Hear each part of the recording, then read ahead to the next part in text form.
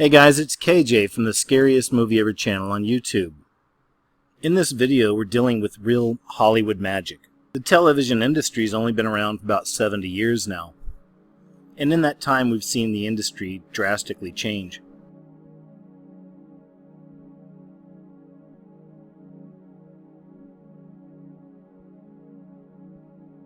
But I believe one thing stayed true the entire time.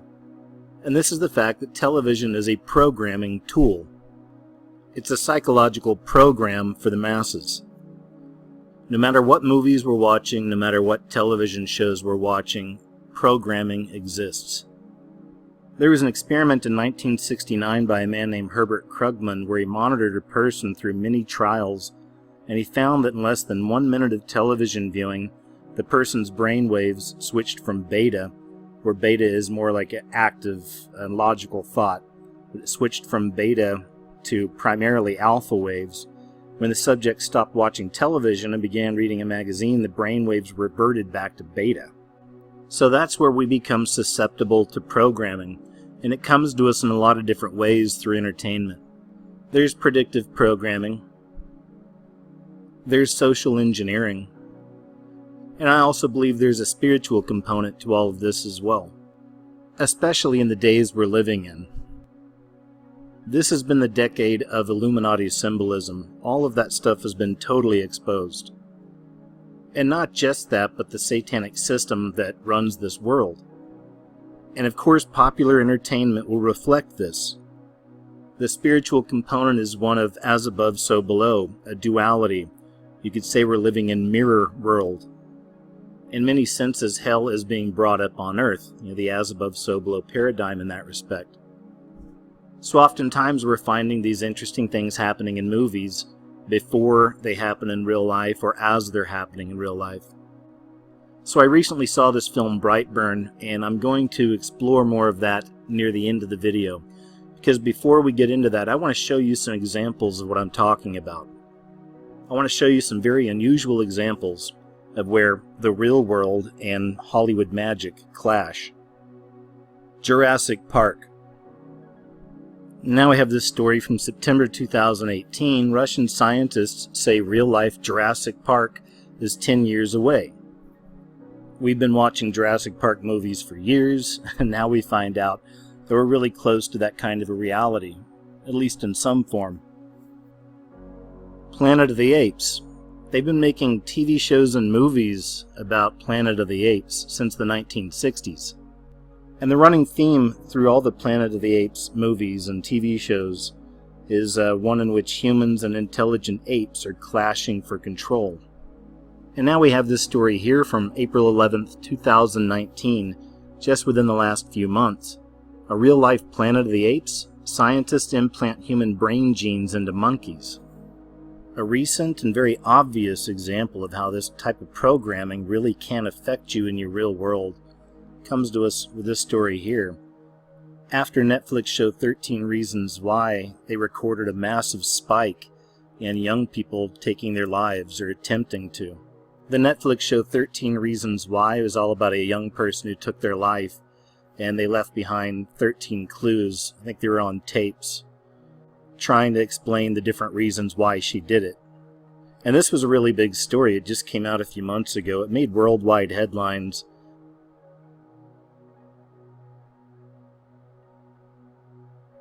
Being a fan of mystery and the mysterious, the unexplained, the unusual, of course I loved the TV series Lost. In the television series, a plane disappears. It goes into like another dimension. And that's where the series really begins. It's all about the survivors of that crash coming together and trying to figure things out. Later on in the series, you find out that that incident has become legendary in the real world. Everybody's fascinated with the plane that disappeared and never came back. And of course, here in the real world, if you want to call it that, we too have a missing plane mystery. The plane that left and never came back.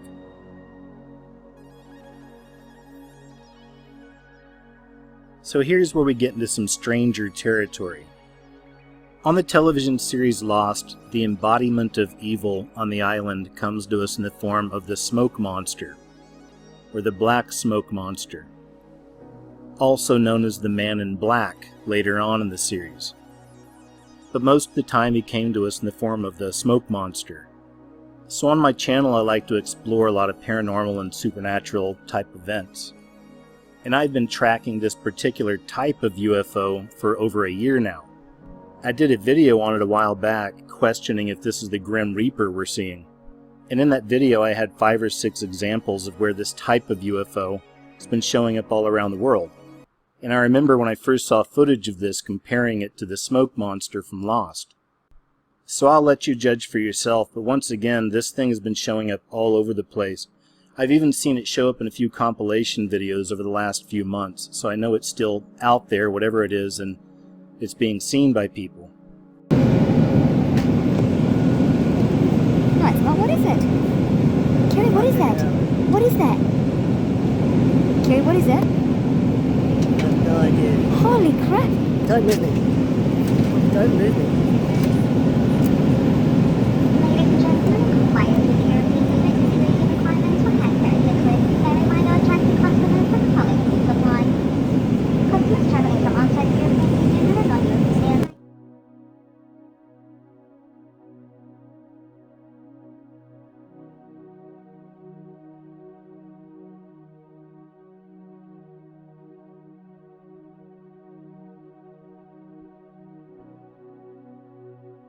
Not long ago, HBO released a movie called Fahrenheit 451.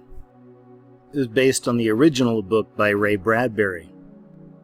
It takes place in a future society, a dystopian society, where the masses are mainly focused on feeling good, partying, and having a good time. And there are firemen. But in this story, the firemen don't put out fires, they start fires. Primarily to books. They are literally book burners. Because much like the removal of the statues, more importantly the removal of our history, the elite controllers in the book Fahrenheit 451 understood that to truly take control and maintain control, they have to remove the history. They have to create a new truth, their truth.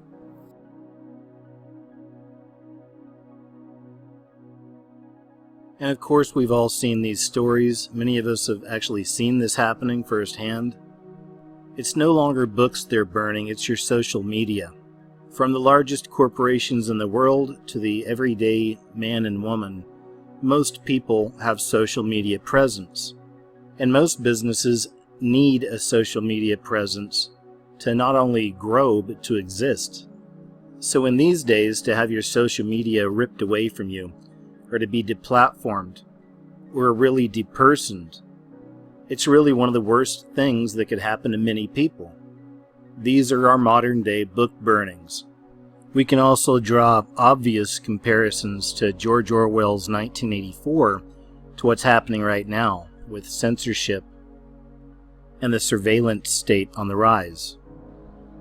Soylent Green is a movie from 1973, and it's about a dystopian future, a future where people are starving and resources are running out. The government is actually composting human beings and turning them into food, and that's Soylent Green. Soylent Green is people. And now we have this story from just about a month ago or so. Soylent Green, state poised to legalize human composting. This is an actual thing. They're actually looking into doing this, and you can look into it yourself. They want to turn human beings into compost to provide nutrients for various food sources. The television series Mr. Robot.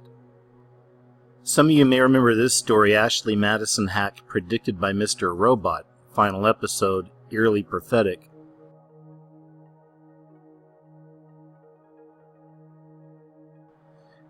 I remember when this happened, a lot of people couldn't believe that this hack was actually predicted in Mr. Robot. People were trying to say that the producers snuck it in at the last minute. But this is from the actual creator of the show. He says it's strange, and just to speak to the specific Ashley Madison line that was originally in the script. If you remember from the pilot, that's one of the things Elliot hacked about him, and one of the things Elliot used to manipulate him. When I wrote that in the season finale, I went, well, I'm kind of overdoing this, referencing Ashley Madison. I wound up cutting it before we were shooting it. And this is more from the article from Inquisitor. That's when Esmel cut the Ashley Madison line because he thought it was over the top, something that wouldn't necessarily happen in real life. And then the Ashley Madison hack actually happened, something that overwhelmed Sam, calling it too much. Even Mr. Esmel calls it mirroring. Again, this is mirror world, right? So Esmel called Mr. Robot mirroring real life, strange and surreal, even with hacking in the spotlight because of the Sony hack and now the Ashley Madison hack, which was seemingly predicted by Sam. So now that we've seen some examples, we come to the movie Brightburn. Brightburn was just released in the theaters, and put simply, it's a retelling of the origin story of Superman, only in this case, it's an evil Superman-type character. And this is the basic way that the film is put out, and I imagine it's the way it was pitched before they made it. But here on the channel for many years, we talk about the Beast system. In the last year or so specifically, we're really seeing it form. The increase of surveillance on citizens, the increase of censorship, and also the plethora of movies and television shows that are coming out about the devil, or devil worshippers, witches, possession. In my opinion, this film, like many others I've covered on this channel, is really all about the Antichrist, and we find symbolic references of that throughout the film. This really is a merging of the origin superhero story along with Satan, the fallen angel from heaven. As above, so below, mirror world, the duality we're in, all of these are occult principles. And our world is run by occultists at the highest levels. These are the tares. This is a hive mind we're dealing with. So time and time again, we find the same concepts at play in entertainment and even advertising, movies, TV shows. We also find a lot of the same symbolism. In the movie, the main character, the villain, the little boy, is named Brandon Breyer, and this is how they explained away this symbol. Even right here we find a very common example of the satanic concept of inversion. This also goes back to backmasking in music, writing things backwards, speaking backwards. Inversion. As a simpler concept, the opposite of what is normal or good or godlike. So here you have the inversion, and this is his symbol he uses throughout the movie. You also have the double diamond, two diamonds stacked on top of each other. This is a concept we've spoken of before here on the channel, once again an example of as above, so below. Right here we're looking at occult architecture, which litters the entire planet. 9 times out of 10 you'll find these pyramids sitting on a body of water or near a body of water. This is your as above, so below. This is from one of the movie posters, so again you can see that symbol. The double diamond, as above, so below, also inversion. The one eye being darkened out, the all-seeing eye of the beast, that symbolism is found in this film as well. And just a quick note, this sequence lasted far too long. They really had a lot of focus on this lady pulling this single piece of glass out of her eyeball. And perhaps that's so they could bring us to this next sequence here, or this next image. It didn't even make sense when I was watching the movie that she was going to cover up the eye that had been poked out. The only way it could make sense to me is this is a very common symbol that we see all the time, associated with the beast system.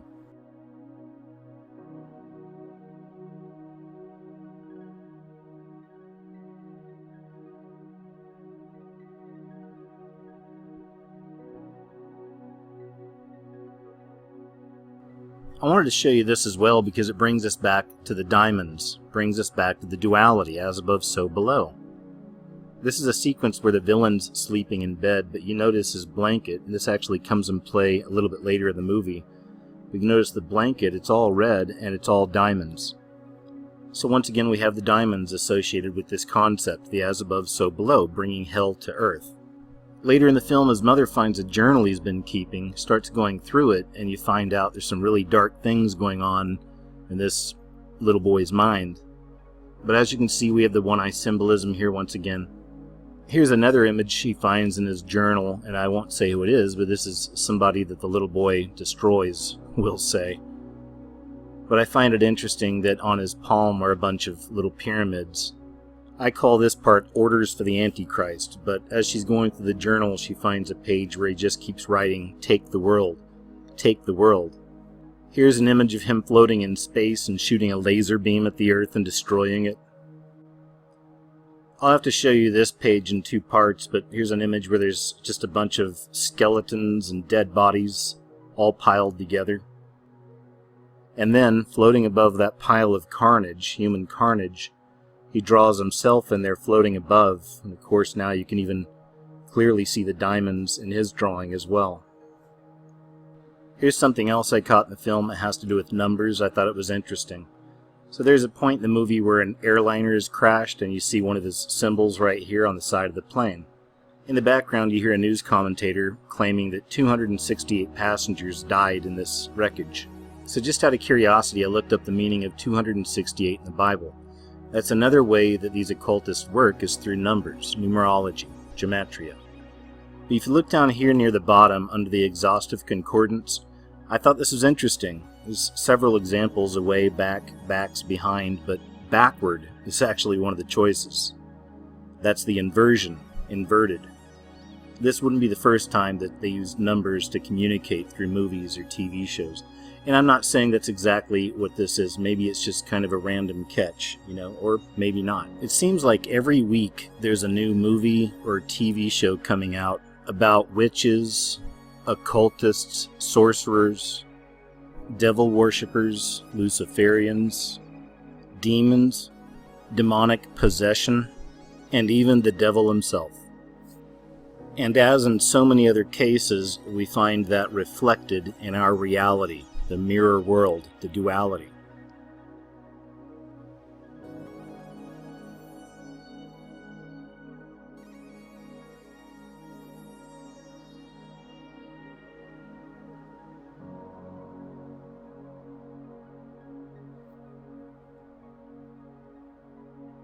I've stated this many times in the past, but we're constantly told the same stories in all forms of media. This has happened for years. And what's most interesting is the majority of those stories somehow tie into biblical stories or biblical characters. I also believe this is more of a spiritual language, so I know that not everybody is going to see these kind of connections, but for those of you that do, I believe it's becoming very clear we're getting a lot more of this. There's an increase in these kinds of stories. So we have to ask ourselves, if movies can predict our future, what is this telling us? As always, I thank you for watching my videos. You guys take care out there, and I'll talk to you next time.